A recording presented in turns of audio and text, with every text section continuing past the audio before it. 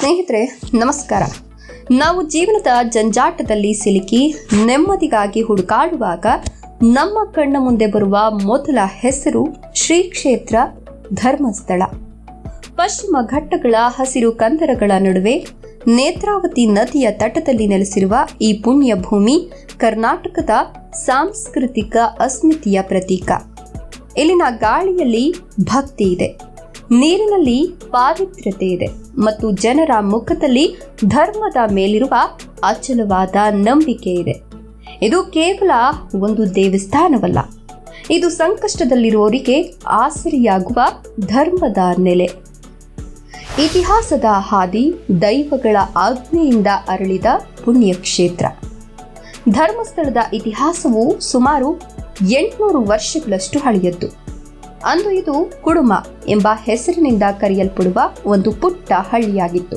ಇಲ್ಲಿನ ನೆಲ್ಲಿಯಾಡಿ ಬೀಡು ಎಂಬಲ್ಲಿ ವಾಸಿಸುತ್ತಿದ್ದ ಧರ್ಮನಿಷ್ಠ ದಂಪತಿಗಳಾದ ಬಿರ್ಮಣ್ಣ ಹೆಗ್ಡೆ ಮತ್ತು ಅಮ್ಮು ಬಿಲ್ತಾಳ್ಟಿ ಅವರ ಆತಿಥ್ಯಕ್ಕೆ ಮೆಚ್ಚಿ ಧರ್ಮ ದೈವಗಳು ಅತಿಥಿಗಳ ರೂಪದಲ್ಲಿ ಬಂದು ನೆಲೆಸಿದ್ವು ಅನ್ನೋದು ಇಲ್ಲಿನ ಐತಿಹ್ಯ. ನಾವು ಇಲ್ಲಿ ನೆಲೆಸುತ್ತೇವೆ, ಇಲ್ಲಿ ಧರ್ಮದ ದೀಪವನ್ನ ಎಂದಿಗೂ ಆರಿ ಹೋಗದಂತೆ ಕಾಪಾಡಿ ಎಂಬ ದೈವಗಳ ಆಜ್ಞೆಯನ್ನ ಹೆಗ್ಗಡೆ ಕುಟುಂಬದವರು ಇಂದಿಗೂ ಶಿರಸಾವಹಿಸಿ ಪಾಲಿಸುತ್ತಿದ್ದಾರೆ. 16ನೇ ಶತಮಾನದಲ್ಲಿ ವಾದಿರಾಜ ಸ್ವಾಮೀಜಿಗಳ ಭೇಟಿಯ ನಂತರ ಇದು ಧರ್ಮಸ್ಥಳ ಎಂಬ ಸಾರ್ಥಕ ಹೆಸರನ್ನ ಪಡೆಯಿತು. ಅಪರೂಪದ ಸಮನ್ವಯ, ಜಾತಿ ಮತ ಮೀರಿದ ಭಕ್ತಿ. ಧರ್ಮಸ್ಥಳದ ಅತಿ ದೊಡ್ಡ ಪವಾಡ ಅಂದ್ರೆ ಇಲ್ಲಿನ ಧಾರ್ಮಿಕ ಸಮನ್ವಯ. ಇಲ್ಲಿನ ಆಡಳಿತವನ್ನು ನಡೆಸುವ ಧರ್ಮಾಧಿಕಾರಿಗಳು ಜೈನ ಧರ್ಮಕ್ಕೆ ಸೇರಿದವರು.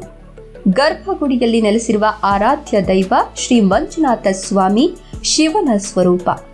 ದೇವಸ್ಥಾನದ ಪೂಜಾ ವಿಧಿವಿಧಾನಗಳನ್ನು ನೆರವೇರಿಸುವವರು ವೈಷ್ಣವ ಸಂಪ್ರದಾಯದ ಅರ್ಚಕರು. ಈ 3 ವಿಭಿನ್ನ ಪ್ರವಾಹಗಳು ಒಂದೇ ಜಾಗದಲ್ಲಿ ಸೇರಿ ಹರಿಯೋದನ್ನ ನೋಡಿದಾಗ ಭಾರತದ ಅಸಲಿ ಸಂಸ್ಕೃತಿ ಅಂದ್ರೆ ಇದೇ ಅಲ್ವಾ ಅನ್ಸುತ್ತೆ. ಎಲ್ಲಿಗೆ ಬರುವ ಭಕ್ತರಿಗೆ ಯಾವುದೇ ಧರ್ಮದ ಹಂಗಿಲ್ಲ, ಎಲ್ಲರಿಗೂ ಇಲ್ಲಿ ಸಿಗೋದು ಅದೇ ಪ್ರೀತಿ ಮತ್ತು ಗೌರವ. ಬಾಹುಬಲಿಯ ಶಾಂತಿ ಸಂದೇಶ, ಬೆಟ್ಟದ ಮೇಲಿನ ಭವ್ಯ ಪ್ರತಿಮೆ. ಕ್ಷೇತ್ರಕ್ಕೆ ಹೋಗುವಾಗ ದೂರದಿಂದಲೇ ಕಾಣುವ 39 ಅಡಿ ಎತ್ತರದ ಬಾಹುಬಲಿಯ ಏಕಶಿಲಾ ಪ್ರತಿಮೆ ತ್ಯಾಗ ಮತ್ತು ಅಹಿಂಸೆಯ ಸಂಕೇತವಾಗಿ ರತ್ನಗಿರಿ ಬೆಟ್ಟದ ಮೇಲೆ ನಿಂತಿದೆ.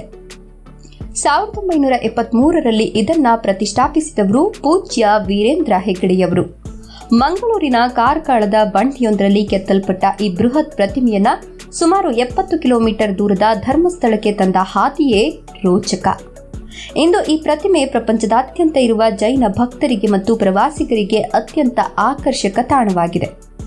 ಚತುರ್ವಿಧ ದಾನಗಳು, ಸಮಾಜ ಸೇವೆಯ 4 ಸ್ತಂಭಗಳು. ಧರ್ಮಸ್ಥಳ ಕೇವಲ ಪ್ರಾರ್ಥನೆಗೆ ಸೀಮಿತವಾಗಿಲ್ಲ, ಇಲ್ಲಿ ಧರ್ಮವನ್ನ 4 ದಾನಗಳ ಮೂಲಕ ನಿರಂತರವಾಗಿ ಆಚರಿಸಲಾಗುತ್ತದೆ. ಅನ್ನದಾನ. ಅನ್ನಪೂರ್ಣ ಅಡುಗೆ ಮನೆಯಲ್ಲಿ ತಯಾರಾಗುವ ರುಚಿಕರ ಪ್ರಸಾದವು ದಿನಕ್ಕೆ ಸುಮಾರು 30ರಿಂದ 50 ಸಾವಿರ ಜನರಿಗೆ ಉಚಿತವಾಗಿ ದೊರೆಯುತ್ತದೆ.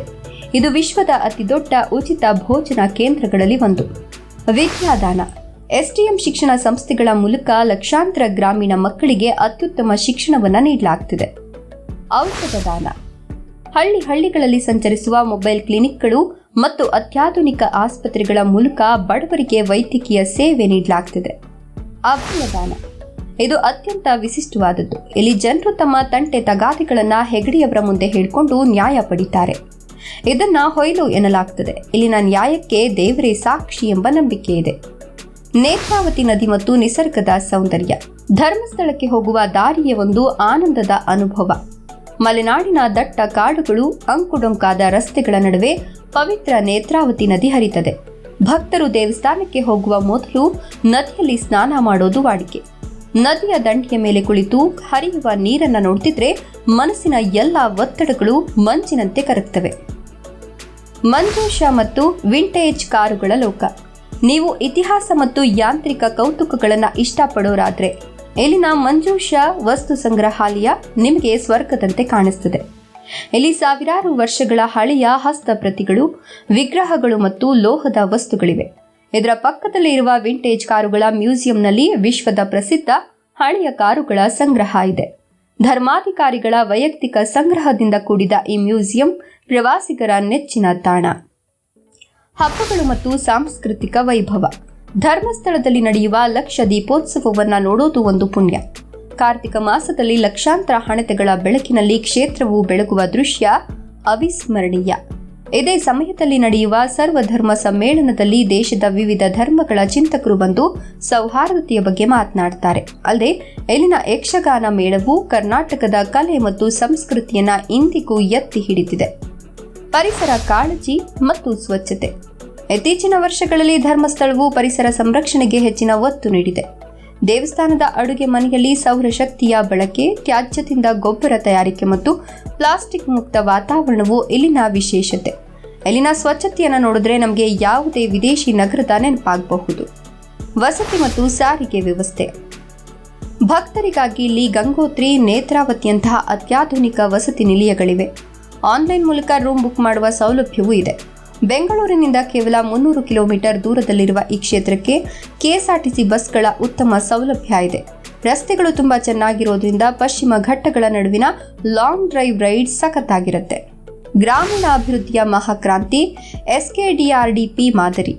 ಧರ್ಮಸ್ಥಳ ಕೇವಲ ಆಧ್ಯಾತ್ಮಿಕ ಕೇಂದ್ರವಾಗಿ ಮಾತ್ರವಲ್ಲದೆ ಇಡೀ ದೇಶಕ್ಕೆ ಮಾದರಿಯಾದ ಗ್ರಾಮೀಣಾಭಿವೃದ್ಧಿಯ ಪ್ರಯೋಗಶಾಲೆಯಾಗಿಯೂ ಗುರುತಿಸಿಕೊಂಡಿದೆ.